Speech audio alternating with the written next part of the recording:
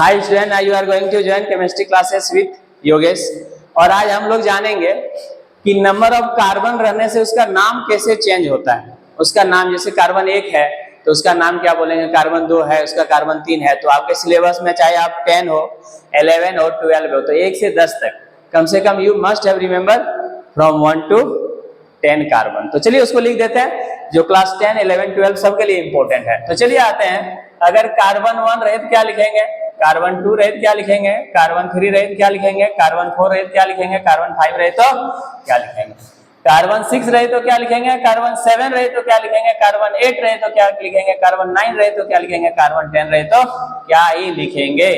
तो सबसे चलिए, तो इसका हम लोग जानते हैं ये केमिस्ट्री का चीज है, तो इसीलिए ये आपको याद रखना है। सब बेसिक केमिस्ट्री का है, ये सब नहीं जानोगे तो आपका क्या होगा, ऑर्गेनिक केमिस्ट्री आप नहीं कर सकते। तो चलिए आते हैं, इसको कहते हैं मीथ। क्या कहते हैं इसको, myth. This is called what, इथ। इसको क्या कहते हैं हम लोग, इसको क्या कहते हैं, प्रोप। ये हो गया आपका ब्यूट। इसको कहते हैं हम लोग पेंट। इसको क्या कहते हैं हम लोग, हेक्स। इसको कहते हैं ऑक्ट, हेक्स। इसको कहते हैं हेप्ट। इसको कहते हैं ऑक्ट।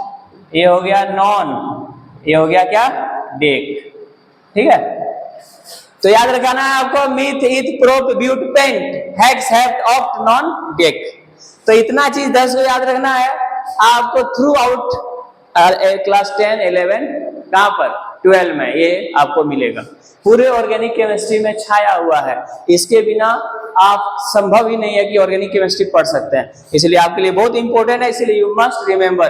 क्योंकि सारा इसी से हम लोग यूपीएक नेम जानेंगे, स्ट्रक्चर जानेंगे, स्ट्रक्चर बना सकते हैं किसी कंपाउंड का, किसी का यूपीएक नेम जान सकते हैं। Without it you can't do anything, कुछ नहीं आप कर सकते हो। इसलिए you must have remember, understand, that's all.